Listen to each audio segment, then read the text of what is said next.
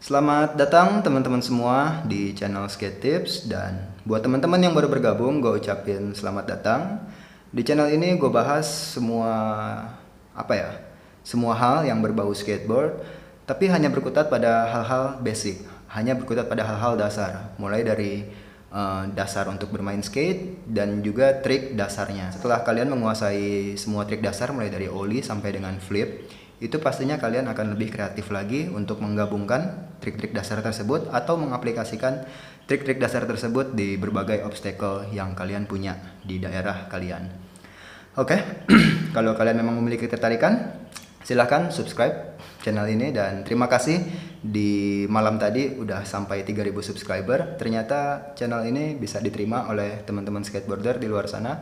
Gue ucapin terima kasih banyak. Semoga bisa menjadi informasi tambahan buat teman-teman semua, apapun yang pernah gue share di channel ini.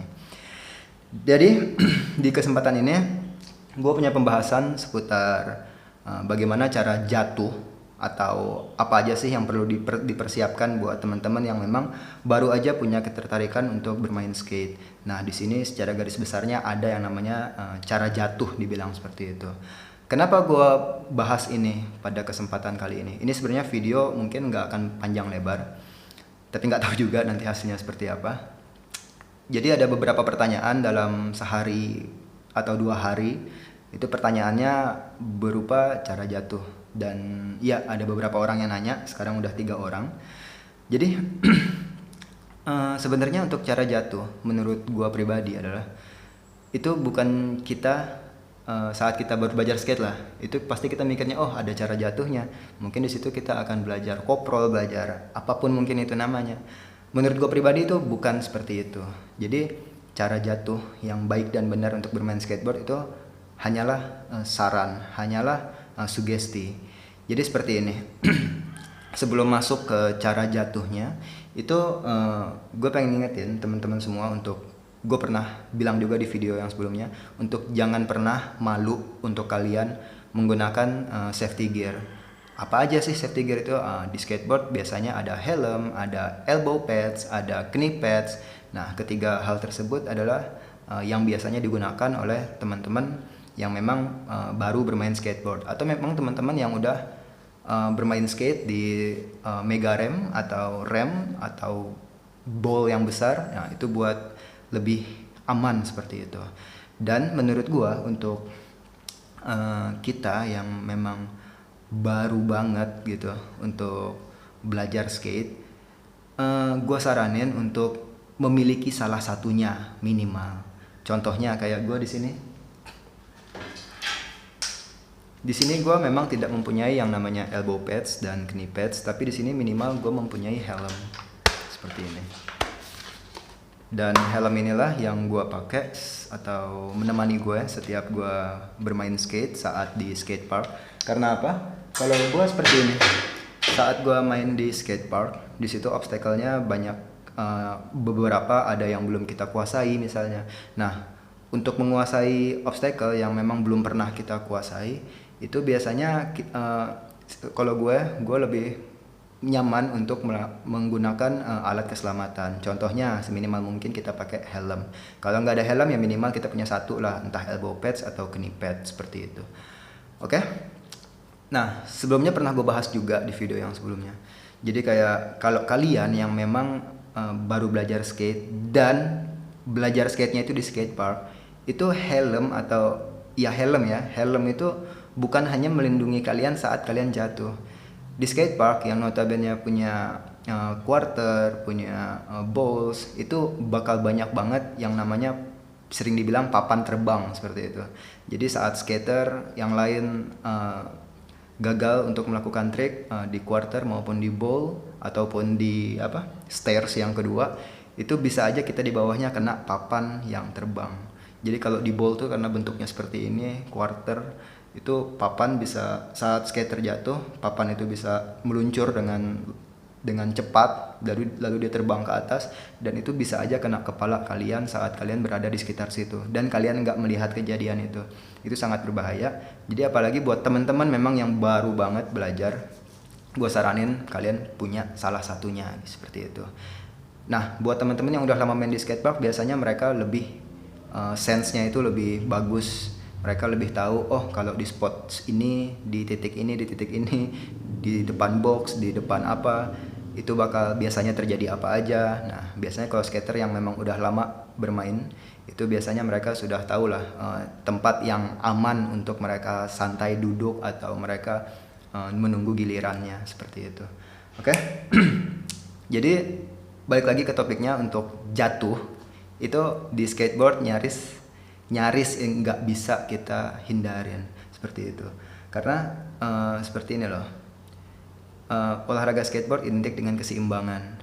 Secara pribadi kita pastinya nggak mau jatuh, tapi saat kita sudah mempelajari, kita ingin mempelajari, kita pengen step up, oh gue pengen setelah gue belajar trik dasar, gue belajar ollie, gue pengen drop in, gue pengen main rails, gue pengen main box, itu pasti kalian akan lebih akrab lagi dengan yang namanya jatuh dengan berbagai posisi, berbagai cara, itu kita nggak akan pernah bisa membayangkannya, seperti itu.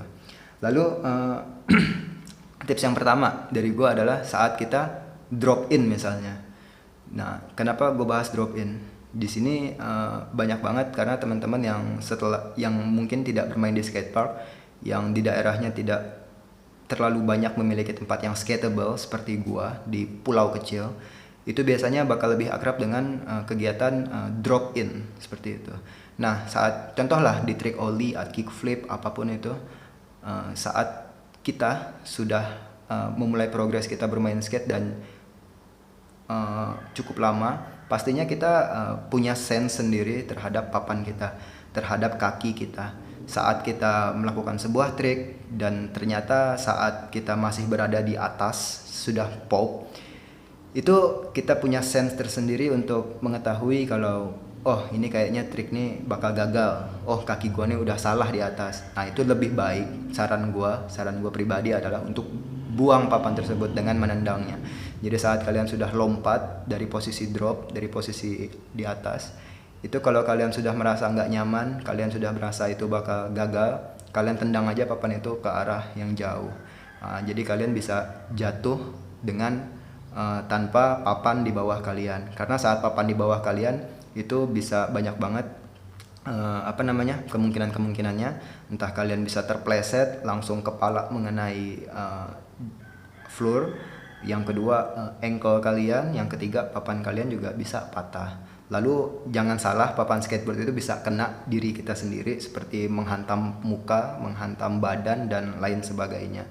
Jadi untuk tips gue yang pertama itu adalah saat kita melakukan drop in, saat kita di atas lompatan kita punya sense kalau papan itu, kalau trik itu bakal gagal, kita tendang aja, kita batalin trik tersebut, seperti itu. Oke? Lalu untuk yang kedua atau yang terakhir itu adalah untuk kita menghindari banget untuk jatuh menggunakan tangan kita, untuk menahan badan kita dengan tangan. Kok seperti itu bang? Lucu banget. Ya, memang lucu, tapi karena ini adalah sebuah sugesti. Jadi begini, saat kita jatuh itu kita sama sekali nggak punya pikiran untuk gue harus seperti ini, saat lu jatuh, posisi lu itu nggak menentu, lu nggak bakal sempet untuk memikirkan hal tersebut. Jadi saat lu ingin belajar skate, dari situ lu udah tanemin kalau lu udah siap jatuh. Gue belajar main skate, gue udah siap jatuh. Gue belajar trik ini, gue drop ini, harus gue siap jatuh. Jatuhnya bagaimana? Tangan harus diminimalisir. Tanemin itu, sugestiin itu di otak lu. Jadi secara nggak langsung, saat sense lu terhadap papan itu sudah bagus, tangan lu akan, lu bakal meminimalisir gerakan tangan lu sedikit lah untuk tidak menahannya ke ground. Jadi seperti ini, saat kita menahan dengan tangan itu sering banget, kayak gua sampai sekarang itu ngerasa beruntung karena gua belum punya sebuah cedera yang serius di tangan. Jadi saat jatuh, saat kita menahan dengan tangan, kita akan beruntung kalau tidak mengalami masalah apapun. Karena apa? Karena saat posisi jatuh kita, itu bisa aja saat itu kita beruntung dengan tidak mengunci tangan kita. Jadi saat kita jatuh, itu pastinya saat menggunakan tangan, Tangan itu akan menahan seluruh beban kita, seluruh berat badan kita. Bayangin, tangan menahan seluruh berat badan kalian pada posisi yang tidak menentu, bukan pada posisi yang memang kalian ingin sengaja melakukan itu. Seperti itu. Saat jatuh kalian bukan sengaja melakukan itu. Kalian pada posisi yang tidak menentu, kalian nggak sempat lagi untuk mikir apa, kalian menahan dengan tangan. Kalian bayangin aja, sendi-sendi kalian tidak kuat dan harus menahan seluruh berat badan kalian. Saat itu pada posisi yang tidak mengunci, kita akan beruntung. Tapi bayangin kalau kita jatuh dengan tangan yang menahan badan kita dengan posisi yang mengunci. Kemungkinannya banyak, apa yang dibilang kesleo, apa yang dibilang dislokasi, apa yang dibilang patah, apa yang dibilang banyak seperti itu. Itu bisa menjadi kemungkinan yang bisa kalian temuin kalau kalian nggak pernah nanemin di sugesti kalian, di otak kalian, kalau seminimal mungkin harus saat jatuh itu berguling. Jadi tangan hanya sebagai, memang menggunakan tangan juga, tapi tangan hanya sebagai perantara kalian untuk mengenai floor sambil berguling dengan badan kalian. Jadi menurut gue itulah saran yang paling cocok, saran yang paling gue mengerti, karena pembahasan ini adalah pembahasan yang sebenarnya harusnya mendalam, dibahas oleh mungkin pakar-pakarnya di bidang di bidang apa namanya, ya seperti itulah. Tapi di sini gue sampein kalau inilah minimal kalian melakukan hal-hal tersebut. Tadi yang pertama, mulai jangan malu untuk menggunakan safety gear. Yang kedua itu adalah jangan memaksakan kalau papan kalian itu nggak bisa landing, papan kalian itu kalian rasa nggak bakal bisa landing, kalian jangan paksain, kalian tendang aja, kalian buang aja saat kalian di posisi di atas, saat kalian melakukan drop in. Lalu yang ketiga, yang terakhir adalah jangan pernah sekali-kali menggunakan tangan untuk menahan berat badan kalian, menahan beban badan kalian.